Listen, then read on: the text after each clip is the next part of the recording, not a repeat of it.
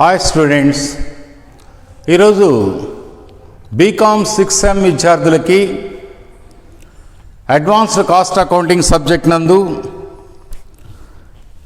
Cost and financial reconciliation statement అంటే casting మరియు ఆర్థిక పుస్తకాల సమన్వయ నివేదిక అనేటువంటి unit 1 how to prepare the reconciliation statement, సమన్వయ నివేదికను ఎలా తయారు చేస్తారు అనేటువంటి ఒక యూనివర్సిటీ క్వశ్చన్ పేపర్ని మీ ముందు ఉంచడం జరుగుతుంది. సమన్వయ పట్టిని తయారు చేయవలసినటువంటి ఆవశ్యకత గత క్లాసులో మీకు చెప్పున్నాను. కాస్టింగ్ పుస్తకాల్లో చూపే లాభానికి ఆర్థిక పుస్తకాల్లో చూపే లాభానికి తేడాలు ఉన్నప్పుడు ఆ తేడాలు రావడానికి గల కారణాలని మనకి క్వశ్చన్ పేపర్లో కొన్ని పాయింట్స్గా ఇస్తాడు. కాబట్టి ఆ పాయింట్స్ని పరిగణలోనికి తీసుకొని రెండు లాభాలు మధ్య తేడా వచ్చినందుకు ఆ కారణాల యొక్క సహాయంతో ఈ సమన్వయ పట్టిని తయారు చేయడం జరుగుతుంది. ఈ సమన్వయ పట్టిని తయారు చేయనప్పుడు గమనించవలసిన విషయాలు ముఖ్యంగా 2 పాయింట్లు. ఖర్చులు నష్టాలు ఏ పుస్తకంలో నమోదవుతాయో అక్కడ లాభం తగ్గుతుంది. ఫర్ ఎగ్జాంపుల్, ఈ ఎక్స్పెన్సెస్ ఈ లాసెస్ ఓన్లీ ఫైనాన్షియల్ బుక్స్లో రికార్డ్ అయినాయి అనుకో, ఆర్థిక పుస్తకాల లాభం తగ్గిపోతుంది when compared with costing books profits. అలాగనే ఆదాయాలు లాభాలు ఏ పుస్తకంలో నమోదవుతాయో అక్కడ లాభం పెరుగుతుంది. అంటే ఆల్ ఇన్కమ్స్ అండ్ గెయిన్స్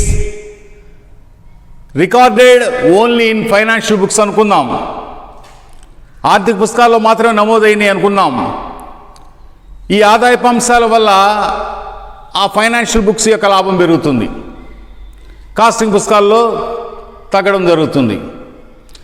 ఈ విధంగా ఏ కారణాల చేత అయితే రెండు పుస్తకాల మధ్య తేడా వస్తుందో ఆ తేడా వచ్చేదానికి అవసరమైనటువంటి అంశాలన్నీ కూడా పరిగణలోనికి తీసుకొని సమన్వయపరిచే నిమిత్తం ఈ సమన్వయ నివేదికను తయారు చేయడం జరుగుతుంది. అలాగే క్వశ్చన్ పేపర్లో కొన్ని ఆర్థిక అంశాలు ఇస్తాడు, ఫైనాన్షియల్ టర్మ్స్.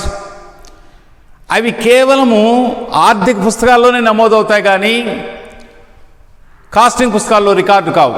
ఏమిటి ఆ అంశాలంటే, ఉదాహరణకి ఏ ఆదాయ పన్ను, ఇది ఖర్చు అంశం, ఇది ఆర్థిక పుస్తకాల్లోనే నమోదవుతుంది, కాస్టింగ్ పుస్తకాల్లో రికార్డు కాదు. బి రాని బాకీలు, ఇది నష్టం, బ్యాడ్ డెట్స్, ఇది కేవలం ఆర్థిక పుస్తకాల్లోనే నమోదవుతుంది, కాస్టింగ్ పుస్తకాల్లో రికార్డు కాదు. పెట్టుబడులపై వడ్డీ సి, ఇది ఆదాయపు అంశం, ఇది కేవలం ఆర్థిక పుస్తకాల్లో ఫైనాన్షియల్ బుక్స్లో రికార్డ్ అవుతుంది కాబట్టి ఫైనాన్షియల్ బుక్స్ యొక్క ప్రాఫిట్ పెరిగేదానికి అవకాశం ఉంది. అలాగనే డి వాటాలపై డివిడెండు, ఇది ఆదాయపు అంశం, ఈ అంశము ఫైనాన్షియల్ బుక్స్లోనే రికార్డ్ అవుతుంది కాబట్టి ఆర్థిక పుస్తకాల యొక్క లాభం పెరిగే అవకాశం ఉంటుంది. అలాగనే ఈ డిబెంచర్లపై వడ్డీ, ఇది కూడా ఆదాయపు అంశం, ఇది కూడా ఫైనాన్షియల్ బుక్స్లోనే రికార్డ్ అవుతుంది కాబట్టి ఫైనాన్షియల్ బుక్స్ యొక్క ప్రాఫిట్ పెరగడము, కాస్టింగ్ పుస్తకాలతో పోల్చుకున్నప్పుడు తగ్గడము, కాస్టింగ్ పుస్తకాల యొక్క ప్రాఫిట్ తగ్గడము జరుగుతుంది. అలాగనే వసూలైనటువంటి బ్యాంకు వడ్డీ, ఇది ఆదాయపు అంశము, ఇది ఆర్థిక పుస్తకాల్లో నమోదైనప్పుడు ఆర్థిక పుస్తకాల యొక్క లాభం పెరగడము అనేది జరుగుతుంది.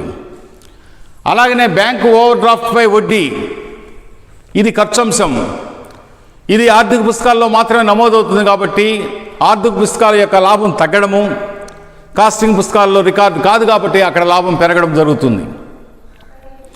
ఇలాంటి కారణాల దృష్ట్యా కాస్టింగ్ పుస్తకాల్లో కానీ లేదా ఫైనాన్షియల్ బుక్స్లో కానీ లాభాల మధ్య తారతమ్యం, డిఫరెన్స్ అనేది వచ్చేదానికి అవకాశం ఉంది.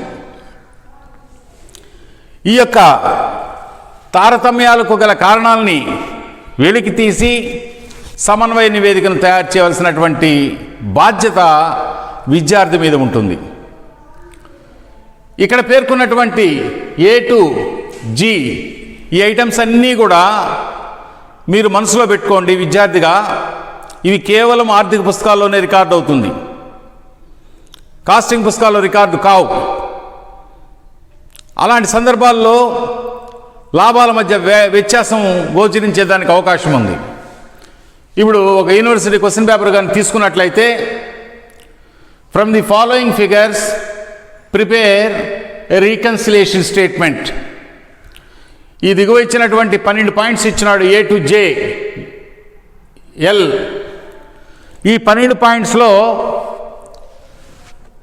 ఈ కాస్టింగ్ పుస్తకాల ప్రకారం లాభం వచ్చి net profit as per financial records, ఆర్థిక పుస్తకాల ప్రకారం లాభం 1,28,750 చూపిస్తుంది.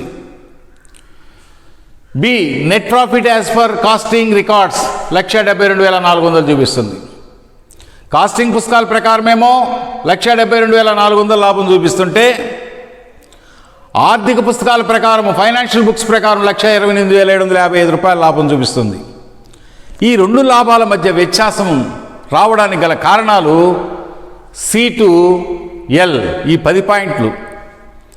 ఈ 10 అంశాల కారణంగా రెండు పుస్తకాల యొక్క ప్రాఫిట్స్ మధ్య డిఫరెన్స్ అనేది గోచరిస్తుంది.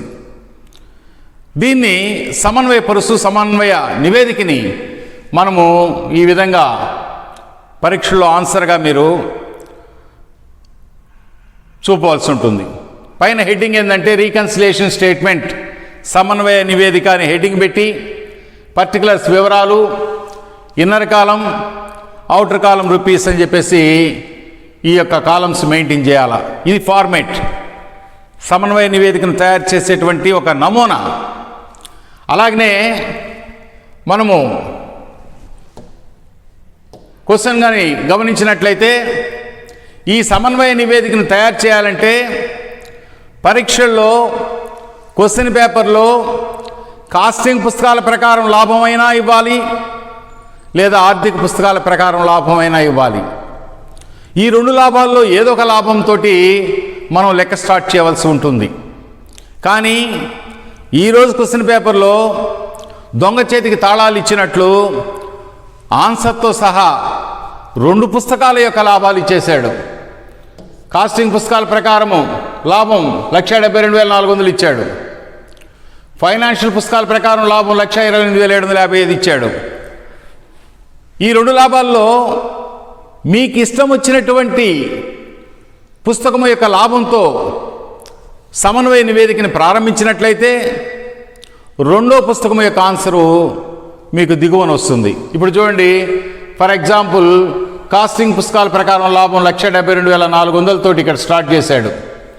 Profit as per costing records అని చెప్పి అండర్లైన్ చేసి అమౌంట్ 1,72,400 అవుటర్ కాలంలో వేయండి.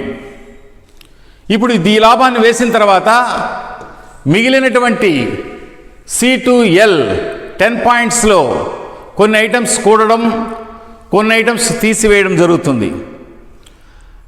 ఆ విధంగా చేసిన తర్వాత అంటే మిగిలినటువంటి ఈ స్టేట్మెంట్లో ఫస్ట్ మీరు కాస్టింగ్ పుస్తకాల ప్రకారం లాభం రికార్డ్ చేసి మిగిలిన స్థలాన్ని యాడ్ ఐటమ్స్ ప్లస్,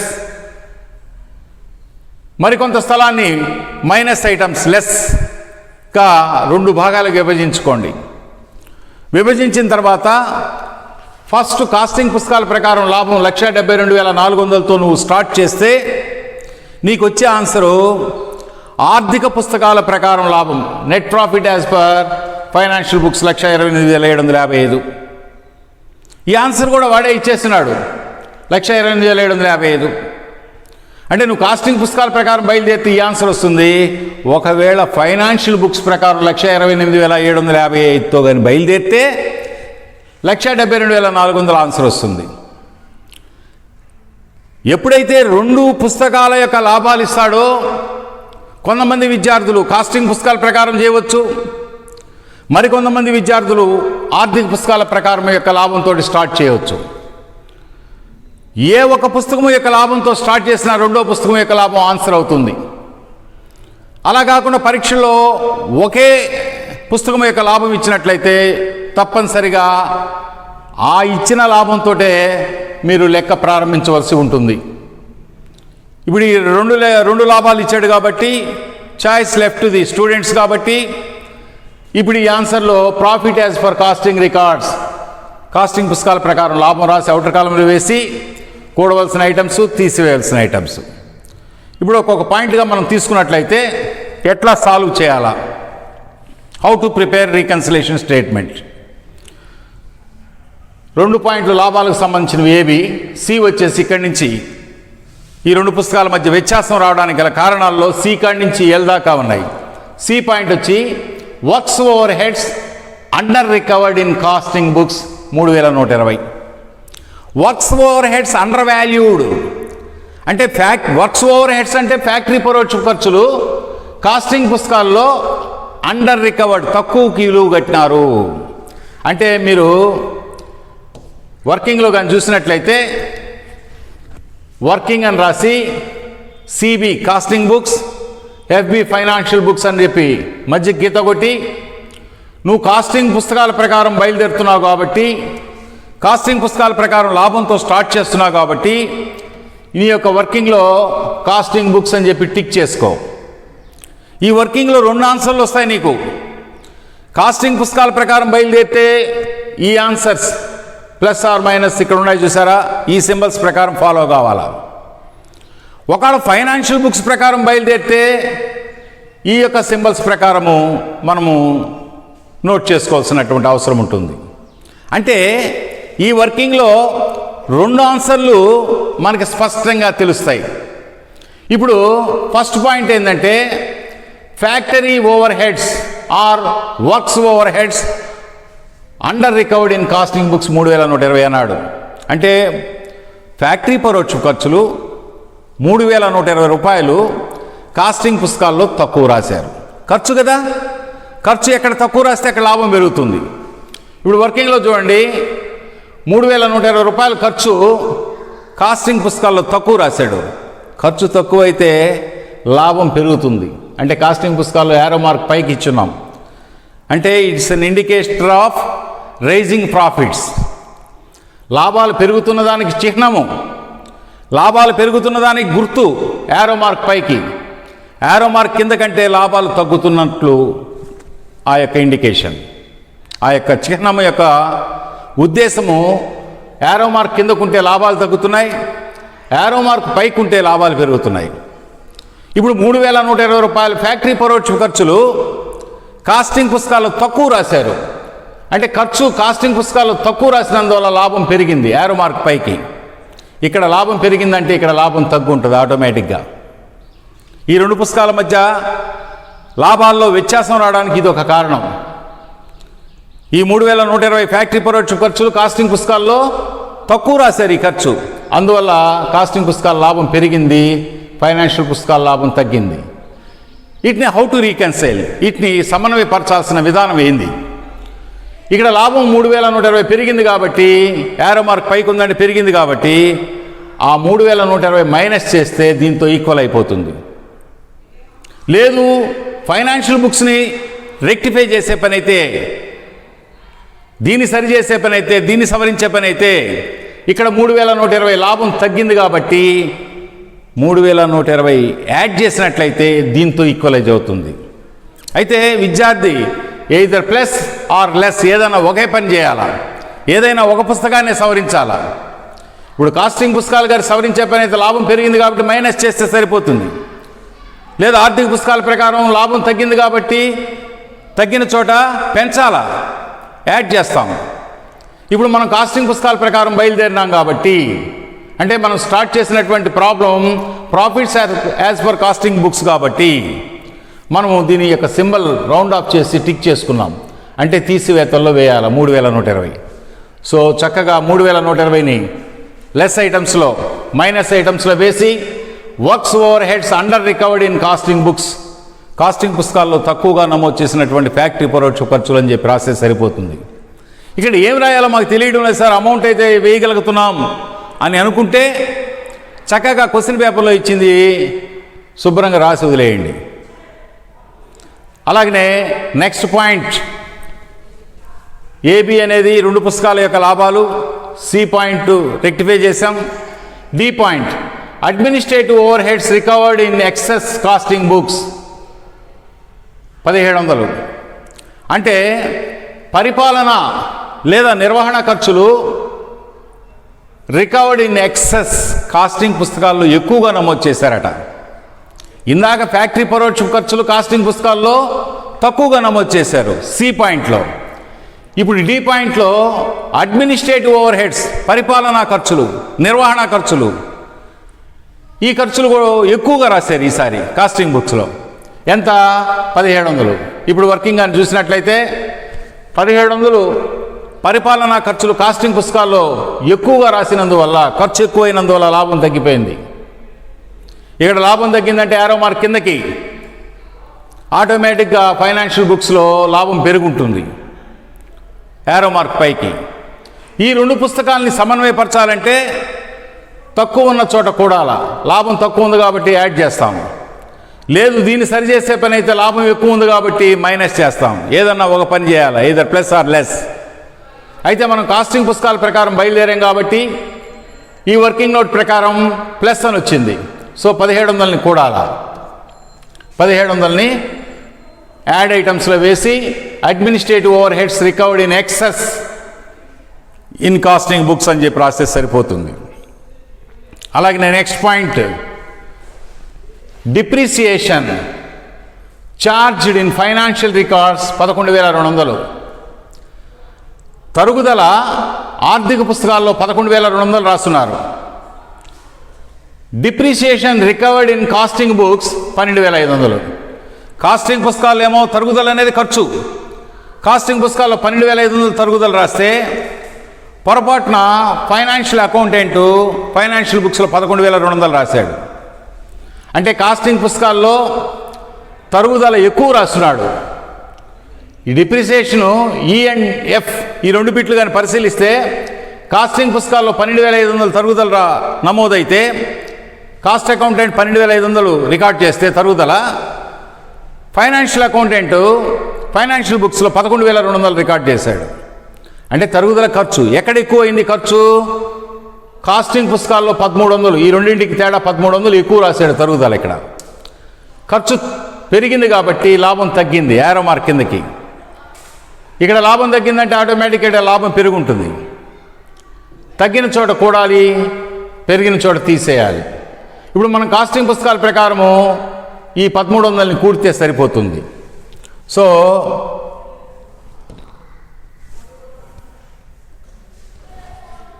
ఈ యొక్క 1300ని కూడికల్లో depreciation charged in costing accounts అని చెప్పేసి ఎక్సెస్ ఛార్జ్ చేస్తున్నాడు కాబట్టి 1300 చూపించాలా. 12,500 మైనస్ 11,200.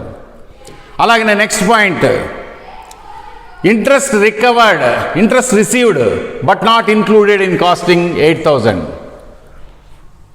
వసూలైన వడ్డీ but not included in costing, costing పుస్తకాల్లో రికార్డు కాల. వసూలైన వడ్డీ అనేది ఇది ఆర్థికపరమైన అంశం, ఇది కేవలం ఫైనాన్షియల్ బుక్స్లోనే రికార్డ్ అవుతుంది. ఇది ఆదాయపు అంశం. ఈ 8,000 రూపాయలు వర్కింగ్లో కానీ చూసినట్లయితే ఆర్థిక పుస్తకాల్లో రికార్డ్ అయింది కాబట్టి ఆదాయపు అంశం వచ్చిన వడ్డీ ఇక్కడ ఫైనాన్షియల్ బుక్స్లో పెరిగింది. దీనికి సంబంధించిన ఆర్థికపరమైన అంశం కాస్టింగ్ పుస్తకాల్లో ఉండదు కాబట్టి ఇక్కడ తగ్గింది. తగ్గిన చోట కూడేమో, పెరిగిన చోట తీసాం. 2 లాభాలు, 2 ఆన్సర్లు మనకు వస్తున్నాయి. కానీ మనం కాస్టింగ్ పుస్తకాల ప్రకారం బయలుదేరాం కాబట్టి కూడాలా. 8,000 రూపాయలు కూడికల్లో ఇక్కడ వేసి interest received not charge in costing books, వసూలైన వడ్డీ కాస్టింగ్ పుస్తకాల్లో రికార్డు కానందున అని చెప్పి రాస్తే సరిపోతుంది. అలాగే నెక్స్ట్ పాయింట్, ఆబ్సోలెన్స్ లాస్, నష్టం. ఇది లుప్తత వలన ఏర్పడిన నష్టము. Charged in financial records 5,700. ఈ లుప్తత వలన ఏర్పడిన నష్టం 5,700 ఆర్థిక పుస్తకాల్లో నమోదైంది. It was entered only in financial books. That's why financial books profits is decreased when compared with costing books. ఈ యొక్క లుప్తత వలన ఏర్పడిన నష్టం ఫైనాన్షియల్ పుస్తకాల్లో రికార్డ్ అయింది కాబట్టి ఆర్థిక పుస్తకాల్లో లాభం తగ్గింది, ఆటోమేటిక్గా ఇక్కడ పెరుగుంటుంది. వీటిని సాల్వ్ చేయాలంటే పెరిగిన చోట మైనస్, తగ్గిన చోట ప్లస్. యారో మార్క్ పై కంటే మైనస్, యారో మార్క్ కింద కంటే ప్లస్. మనం కాస్టింగ్ పుస్తకాల ప్రకారం పోతున్నాం కాబట్టి మైనస్లో 5,700 రూపాయలు చూపించాలి. లాస్ డ్యూ టు ఆబ్సోలెన్స్ అని చెప్పి రాస్తే సరిపోతుంది. అలాగే next item income tax provided in financial books 40,300. ఆదాయ పన్ను ఆర్థిక పుస్తకాల్లోనే రికార్డ్ అవుతుంది. ఇది ఆర్థికపరమైన అంశం, ఖర్చు. ఈ ఖర్చు ఆర్థిక పుస్తకాల్లో రికార్డ్ అయింది కాబట్టి ఫైనాన్షియల్ బుక్స్ లాభం తగ్గిపోతుంది. ఇప్పుడు 40,300 కానీ చూసినట్లయితే ఆదాయ పన్ను ఆర్థిక పుస్తకాల్లో నమోదైంది అన్నాడు కాబట్టి లాభం తగ్గిపోతుంది, ఖర్చు ఇక్కడ రికార్డ్ అయింది కాబట్టి. ఆటోమేటిక్గా కాస్టింగ్ పుస్తకాల్లో లాభం పెరుగుంటుంది, యారో మార్క్ పైకి. వీటిని రీకన్సైల్ చేసేటప్పుడు పెరిగిన చోట తగ్గించాలా, తగ్గిన చోట పెంచాలా.